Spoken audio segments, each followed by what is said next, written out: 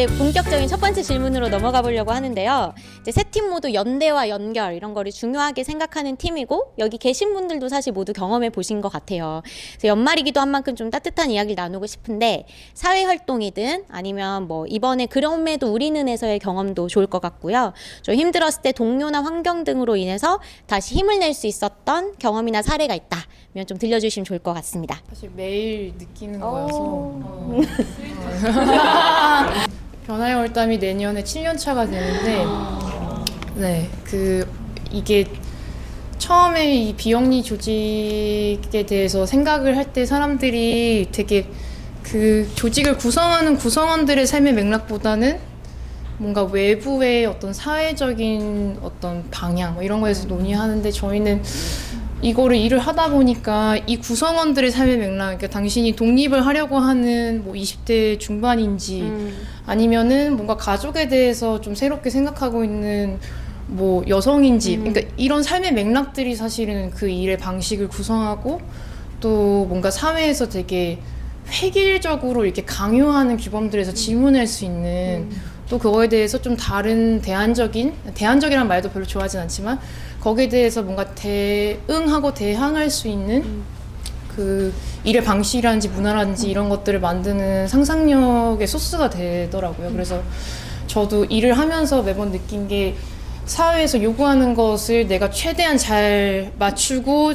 적응하면서 살아갈 수 있게끔 계속 갑옷을 이렇게 차는 것보다는 내가 어떻게 취약해지면서 정말 내 삶의 어떤 본질적인 니즈라든지 아니면은 내가 뭔가 필요로 하는 도움이 어떤 건지, 그러니까 뭔가 사회에서 그 인정해주지 않는 아직은 제도화되지 않은 그런 니즈들이 뭔지 이런 거를 찾아가면서 뭔가 몸을 살릴 수 있는 일터는 어떤 모습인지 어떤 방식인지 사람들을 보면서 사람들 잃지 않는 일의 그런 문화는 어떤 건지 이런 것들을 배워가는 것 같거든요. 그래서 되게 취약성이 엄청난 어떤 변화의 동력이자 어떤 상상력의 원천이 되는 걸 매번 느껴가지고 그러다 보니까 이제 매 파이팅 넘치는 나 자신이 아니라 지금 이 몸일 수 있는 그래도 괜찮고 거기에서부터 뭔가 공감력이라든지 아니면 좀 더 유연한 문제 해결력이라든지 좀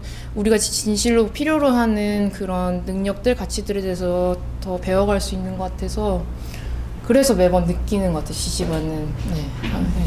다들 이 경험이 비슷하구나라는 생각이 또 드는데 저도 비슷했어요. 이제 FDS가 2018년에 생겼는데 당시에 제가 디자이너들이 대부분 번아웃으로 떠난다는 5에서 7년 차 구간에 접어드는 시점이었고 저도 자연스럽게 번아웃이 왔는데 그 번아웃이라는 게 이제 여러 가지가 있잖아요. 뭐 효능감을 못 느낀다든가 뭐 진짜 말 그대로 경제적 보상을 못 받는다든가 여러 가지가 있을 수 있는데 저 같은 경우에는 지금 와서 생각하기에 디자인계에 존재하는 어떤 성공의 상이라는 게 되게 좁게 있었고 그때 당시에 저는 저대로 되게 열심히 노력을 한다고 생각했는데 그것이 못 되고 있다라는 이 불일치감 때문에 되게 고민을 많이 했었어요. 그게 그리고 저의 능력 부족이라고 계속 생각을 했고 그래서 뭔가 잘 되지 않는다. 그것은 내가 지금 부족하기 때문이다. 그럼 나는 여기서 이렇게 열심히 일해서 뭐가 될 수 있는 거지? 이런 계속 부정적인 사고를 하고 있었는데 그때쯤에 FDC를 만들기로 한 거는 사실 조금 뭐 스터디 모임? 이 정도로 생각하고 시작을 했던 것 같아요. 별로 어떤 크게 막 혁명적인 막 이렇게 생각 안 하고 했다가 그 FDS 생기고 얼마 안 있어가지고 타운홀 토크라는 걸 저희도 했었는데 그 디자이너의 어떤 일하고 나서 적정 단가를 어떤 식으로 받을 거고 주장할 것인가 이런 거에 대한 얘기였고 거기서 뭐 임금에 대한 얘기도 했었고 그 디자인 프로젝트 비용에 대한 얘기도 했었고 이런 얘기들을 그냥 주제별로 하는 얘기였어요.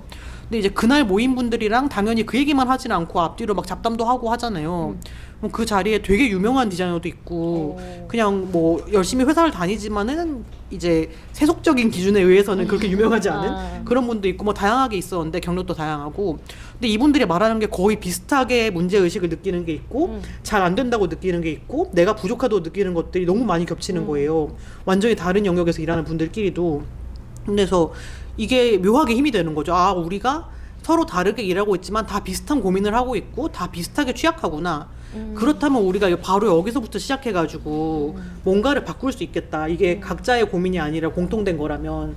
그래서 그날이 되게 저한테 엄청 용기를 준 시점이었고 이런 FDC를 통한 활동을 하면서 뭔가를 바꿀 수 있겠다라는 확신이 들게 한 날이었어요.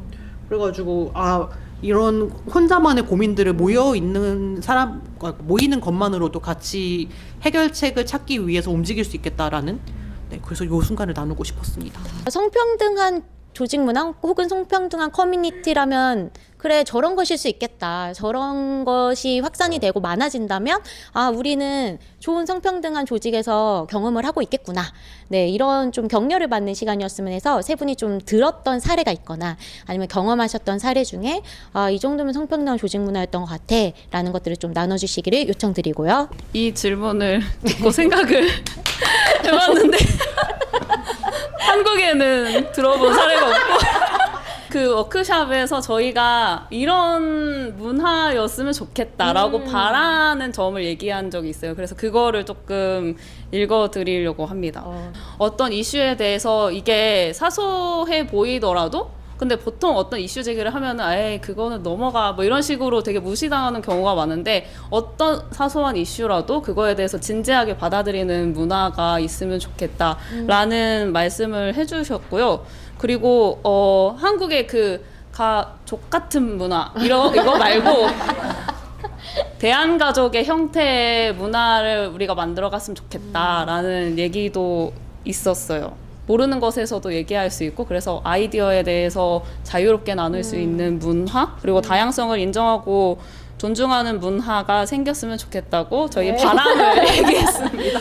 FDC 안에 그 커뮤니티 문화팀이라는 게 있어요. 그게 뭐냐면 FDC라는 커뮤니티가 지금 이 문화가 잘 돌아가고 있는지 이 소속되어 있는 혹은 이제 같이 활동하고 있는 사람들을 뭔가 이제 밀어내거나 좀 이렇게 위계를 나누거나 위화감이 들거나 하는 환경으로 가고 있지는 않은지를 스스로 점검하는 팀이라고 할 수 있을 것 같은데 그래서 거기서 이제 주로 하는 활동이 뭐냐면은 기본적으로는 그 저희의 이제 활동 규약 같은 거죠. 커뮤니티 가이드라인을 계속 점검하는 거를 하는 팀이고 그것을 하기 위해서 워크숍을 주로 했어요. 이를테면은 회원분들한테 랜덤으로 회원분들을 섭외를 해가지고 FDC에서 활동하는 것은 지금 어떤가요? 라는 걸 좀 설문조사도 해보고 뭐 면담 같은 것도 하고 아니면은 이제 FDC뿐만 아니라 디자인계에서 내가 활동할 때 겪는 어려움들 이런 걸 좀 돌아보고 해가지고 그 내용을 바탕으로 그 가이드라인을 업데이트하고 이걸 계속 했거든요.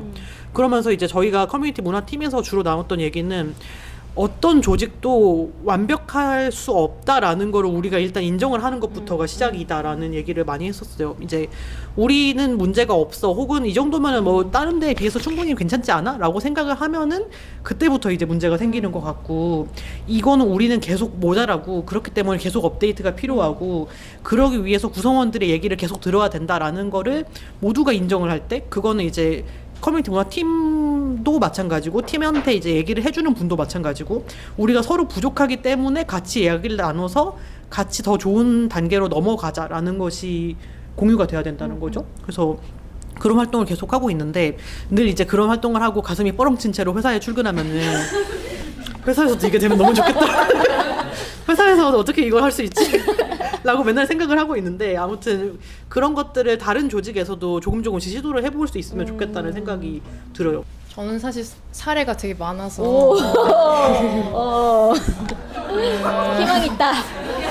근데 사실 이거는 성평등한 문화를 어떻게 보냐 이 인식도 왜냐면 우리가 성평등에 대해서 나름 상을 가지고 보게 되면은 또 뭐랄까요 좀 더 경직되는 부분인 거예요. 그러니까 예를 들면은 제 첫 직장의 사례도 이거는 이제 실리콘밸리의 독일계 기업이긴 했는데 내가 리모트 워크를 얼마나 자유롭게 할 수 있냐.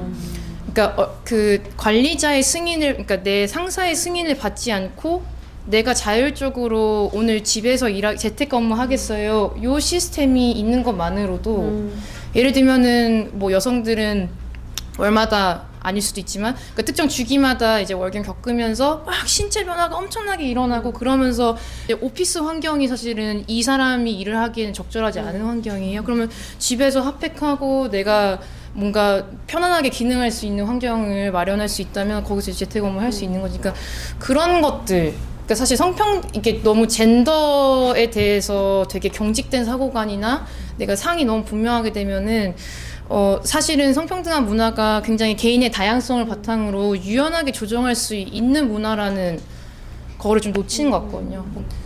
사회가 특정 몸을 중심으로 특정 젠더, 예를 들면 특정 젠더의 어떤 자질들을 중심으로 딱 기준을 세웠다면은 그거에 맞지 않는 다른 몸의 상태라든지 기준들도 유연하게 좀 조절하면서 내가 뭔가 적절하게 기능할 수 있는 그런 여지를 열어주는 거, 그런 거 되게 좋았고, 저희도 이제 그러다 보니까 이제 몸 상태를 되게 잘 반영할 수 있는 문화가 되게 성평등한 문화로 나아가는 거다, 이런 것들 좀 많이 느끼게 되는 것 같아요.